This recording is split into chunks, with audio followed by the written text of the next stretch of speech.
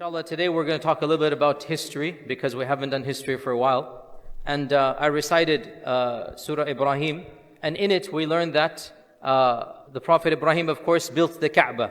Today I want it to be a bit of a tangent, something that inshallah is interesting. As usual, I like these tidbits of history. As we're all aware, the one original stone that remains from the time of Ibrahim is which stone? Hajar Al-Aswad. That is the only stone that still remains for 5,000 or 4,000 years. And that is, by the way, a huge achievement. 4,000 years, there's hardly any structure on earth, right? And the building of the Kaaba has gone many times, different buildings, right? The stones of the Kaaba don't go back 4,000 years. The physical bricks of the Kaaba, they are renewed every few decades, believe it or not. The last renewal was 1997. Right? So the stones, the bricks of the Kaaba is like any house. You have to build it over and over again. But there's one brick that has been there for 4,000 years. And that is, of course, the Hajar Al-Aswad. Today's brief khatir, I'm going to give you some interesting facts about the Hajar Al-Aswad that a lot of people perhaps are not aware of. Obviously, there's pre-Islamic, there's seerah, and post-Islamic. Pre-Islamic, what we know is that from our tradition, Jibreel alayhi salam brought the Hajar Aswad to Ibrahim alayhi salam. It is a stone or a rock that is coming from up above. It is not something from this earth. It is a blessing Allah gifted to Ibrahim alayhi salam. And that's why the people preserved it. That's why every time the Kaaba was rebuilt, they kept the Hajar Aswad.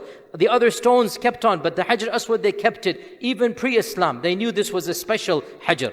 And the Hajar Aswad, of course, we begin and end our tawaf at Hajar Aswad. And our Prophet ﷺ, we know that he was the one who lifted it up and put it in its place. Now, one incident happens before the seerah, and that is, there was a civil war around 100 years before the Prophet ﷺ, the tribe of Jurhum and the tribe of Khuza'a. And in this civil war, when Jurhum exited Mecca, they wanted to destroy the Kaaba as an animosity, as an act of, okay, if you're going to kick us out, we're not going to leave anything here. They wanted to get rid of the Hajar Aswad. They wanted to, and they were the ones who got rid of the Zamzam well. Remember the story of Abdul Muttalib rediscovering Zamzam? Well, in that incident, when they covered up Zamzam, they also destroyed aspects of the Kaaba and they pulled the Hajar Aswad out. They pulled the Hajar Aswad out and they buried it far, far away. It was Allah's qadr that a lady was hiding for her life. She was spared because they didn't know she was there, and she saw where they hid Hajar Aswad. So as soon as Jurhum came, she said to them, I have seen it. And so the Hajar Aswad was gone for a short period of time. It was then returned. In the time of the Prophet ﷺ, we're all aware what happened. He lifted the Hajar himself and he put it in. Now, some scholars say that when Jurhum removed the Hajar Aswad, they had to hit it such that either it broke or it was weak and eventually it would break, because we're going to get to this point. A lot of people don't know this. So we are not 100% certain. Was it already broken, or the crack that they did when they took it out, it kind of made it damaged such that it was susceptible to being broken. So the Prophet ﷺ put it back, as we know, and it remained there until the time of Abdullah ibn Zubayr. What happened in the time of Abdullah ibn Zubayr, I went over this over here and in my library chats that I have on my YouTube channel, that Abdullah ibn Zubayr, the Umayyads attacked the Kaaba. Al-Hajjaj ibn Yusuf attacked the Kaaba and he threw catapults. The Kaaba was burnt. The Kaaba was burnt and the Hajar Aswad was damaged. The Hajar Aswad was damaged. Abdullah ibn Zubayr, for the first time, decided that we can't just leave the Hajar as a brick.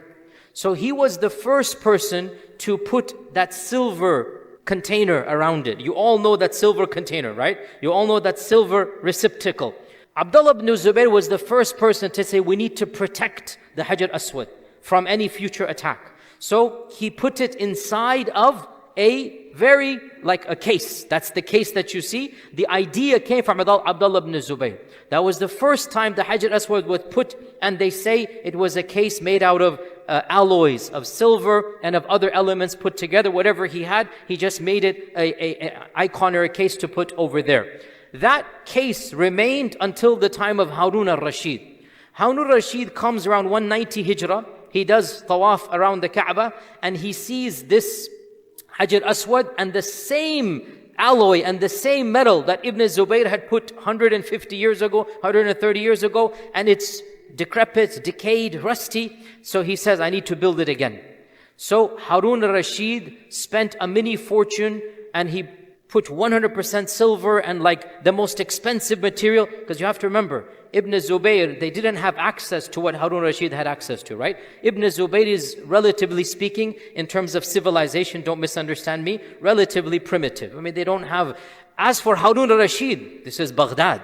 This is the city of 1,001 nights. This is the pinnacle of the Muslim empire. So the craftsmen and the skills and the technology has gone leaps and bounds. So Harun al-Rashid is the one who makes that shape that we're familiar with, right? That beautiful shape and that alloys. This is Harun al-Rashid in 190 Hijra. So Harun al-Rashid makes that, and he then, covers the Hajar Al-Aswad in this regard. Then, 317 Hijra, a tragedy happens. Now, if you don't know this tragedy, I'm sorry that I have to be the one to tell this to you, but this is history. I don't change history. It is what it is. And I keep on saying, there's a statement you should memorize from me. Our religion is divine. Our history is human. Our religion is divine. Our history is human. In the year 317 Hijrah, there were many different schisms and groups, many different sects and ideologies. And one of the most fanatical sects, one of the most extreme, right-wing, literally like killing and murdering and mayhem. It was a breakaway of Ismaili Islam that called themselves the Qaramita, the Karamatians in English, the Qaramita. Now, Ismailism is one of the branches of Shi'ism. Very briefly, you have 7er Ismaili, you have 12er Ithna Ashari, you have 5er Zaydi. These are the main 3 branches of Shi'ism. And Ismailism is considered to be, from our perspective, the farthest to us. It's always been the case. And within Ismailism, there are many different branches. And in our times, all of you are aware, you have the Nizari Aga Khani branch, you have the Bohra branch, you have the Duruz as well. The Qaramita were the most extreme of the Ismailis. The most extreme. And they didn't follow the Sharia. They didn't pray 5 times a day. They had really bizarre theology, and they made an empire in what is now the island of Bahrain and Al-Ahsa in Saudi Arabia. Al-Ahsa, there's a region there. They made an entire empire over there, right? So they had their mini dynasty, separate from the Abbasids, separate from even the Fatimids. The Fatimids of Egypt were Ismaili, right? The Qaramita said to the Ismaili Fatimid Caliphate, you are outside Islam, you are kafir. They didn't acknowledge the Fatimid Khalifa. They were that much breakaway. And they started fighting the Abbasids. And the Abbasids were weak. This is now, 317 Hijrah. The Abbasids are a complete disaster at this stage. So the Qaramita take over much of the Abbasid Empire. They surround Kufa. They were about to take over Kufa. They attempted to attack Baghdad, and they succeeded in attacking Mecca.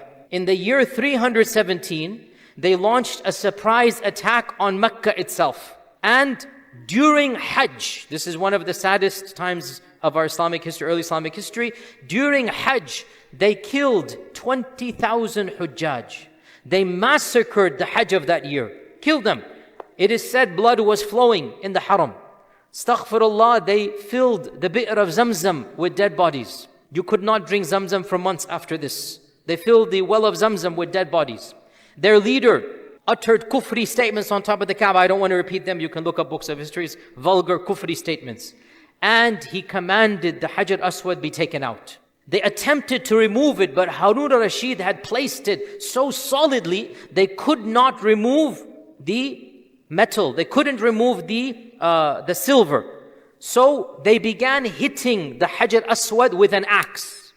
And they caused the Hajar to crumble. And they then took the Hajar in a bag. Crumbled now, pebbles. And they went to their land far away, Qatif, Ahsa, in that region. And they built, I'm sorry to tell you this, this is history. They built another Kaaba over there. And they put the Hajar over there. And they demanded the people do tawaf of that Kaaba. And the people refused, their own people in that region. So they fought their own people and killed another few thousand of their own people. For 22 years, there was no Hajar Aswad in Mecca. For 22 years, the Hajar Aswad was in Qatif. And by the way, to this day, that region, and some say that actual structure they built, it is still present to this day. Some say, I have people that have gone there, acquaintances of mine, they have said they have seen it, wallahu alam. But for sure the region is still there, the land is still there. And for 22 years, the Abbasid Khalifa attempted to get it back, but their empire was too strong. They fought them back. The Abbasid Khalifa said, give me a price and I'll get it back. They refused. 50,000, 100,000 gold coins, like, $10 million. They refused. They did not want to give it. Until it is said the Fatimids interceded. Because the Fatimids were, they had animosity between the Qaramita, but at least they were one strand. So the Fatimids interceded through some treaty, because what was happening was the Fatimids were getting the blame that this is your group. And the Fatimids was like, no, this is not our group, this is the Qaramita. It's not nothing to do with us. But because they were Ismaili, so the Fatimids were getting the blame that you guys are doing this. So the Fatimids felt the PR pressure, right? So the Fatimids intervened, they got involved with the Qaramita, and they made some type of treaty. The details are a bit vague, but the Qaramita then, it is said that, in the main mosque of Kufa, a bag was thrown in and said, this is the Hajar Aswad. And so the pebbles were there. And so it was then brought back to the Haram in Mecca. And this is when, now again, this is a fact you should all be aware of. So now the Hajar Aswad has been made into pebbles. It is no longer a stone, a brick. It has been into pebbles. They say there were 15, 20 such pebbles. So what the ruler of Mecca did, his name is known, what the ruler of Mecca did is that he made an ingot, he made like an alloy of tar and of metal and of other substances, and he placed pebbles into that ingot, into that mass, and then he put the silver around that. So the actual Hajar Aswad is not the black ingot, the black stone that you see inside the silver. The actual Hajar Aswad are small pebbles inside of that black structure. And if you look at any picture, and if Allah blesses you to ever kiss the Hajar Aswad, make sure you take a look inside, and you will see small pebbles, each one of which is like this big. That is Hajar Aswad. The bulk of the structure, sorry to tell you this, it's not the Hajar. Now by the way, all of it, if you just kiss it or what, you've done your job. Let's not make the religion more complicated. You don't have to aim your lips straight for that small little pebble. Don't worry about it, right? Allah is Ghafoor and Rahim. It's not our fault. What can we do? It happened. But technically speaking, you should be aware that that big black mass that you see, 95% of it is just alloys. And that alloy is updated every 100, 200 years. I think the last one was done, if I'm not mistaken, King Abdul Aziz's time, like around 70, 80 years ago. They updated that because it's a human product. It's not divine, it's a human product. So it corrupts it, whatnot. And so that alloy, which is a mixture of tar and other metals to put it in, the Hajar Aswad is put in, and apparently the 6 or 7 of those stones have gone inside. So you don't see them. And only 7 are visible.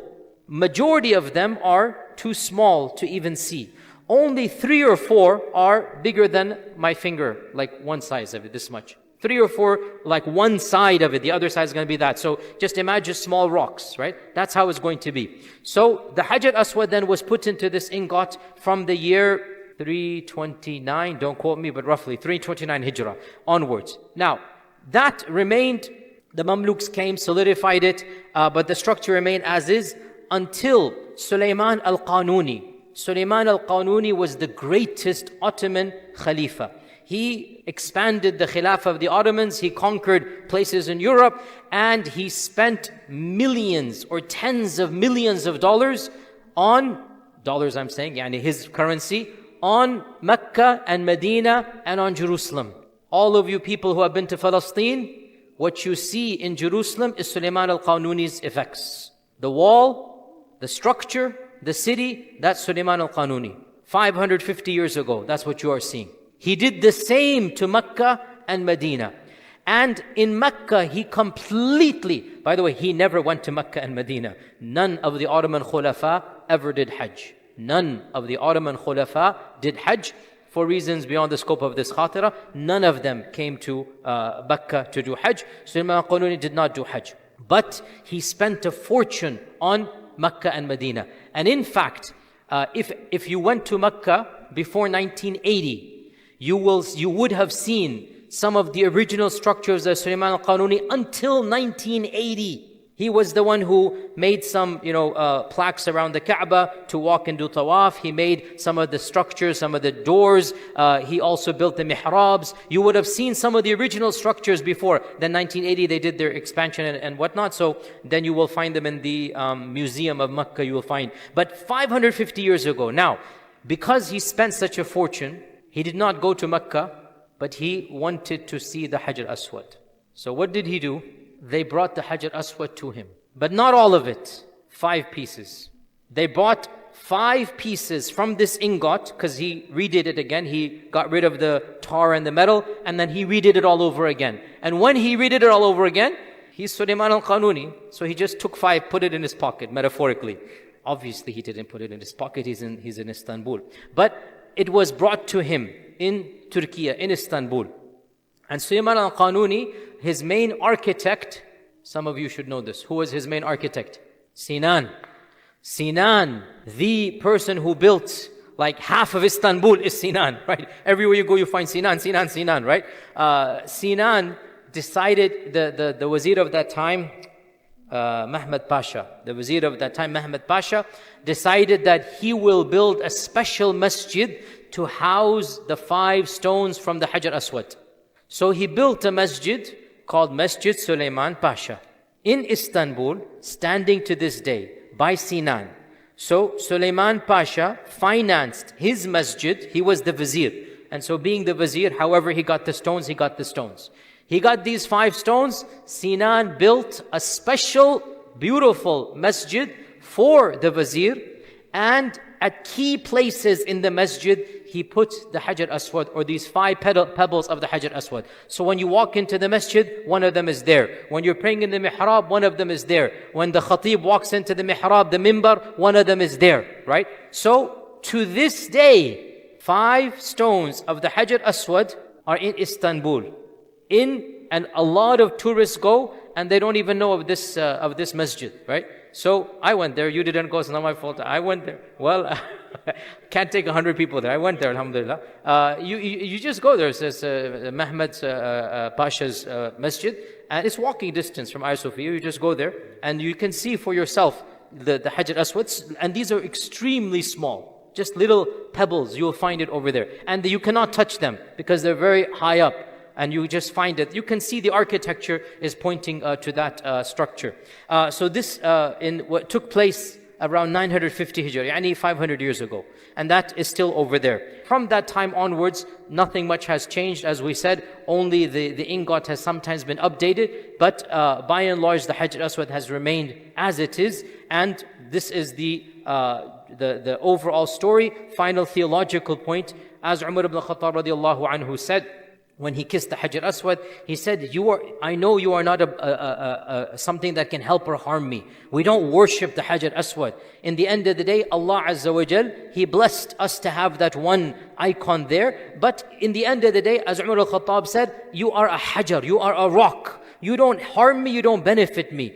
I only am kissing you because the Prophet ﷺ kissed you. So we have to be within our realm of Islamic Aqidah that yes, we do believe it is a special rock that Allah gifted to Ibrahim alayhi salam. It is also a historic rock. But in the end of the day, Allah is the one who blesses. And we just follow the sunnah of the Prophet sallallahu alaihi wasallam. So this is a short history of Hajar Aswad. Inshallah, next time you kiss the Hajar Aswad, make dua for all of us. And when you go to Istanbul, visit which masjid? Mehmed Pasha. Mehmed Pasha. Because it's the vizier's masjid. The vizier had built his own masjid. Not Suleiman is the Qanuni. Suleiman Qanuni is the Khalifa. The vizier built the masjid, inshallah. And with that, inshallah, we'll continue another time. Jazakallah khair. Assalamu alaikum wa rahmatullah.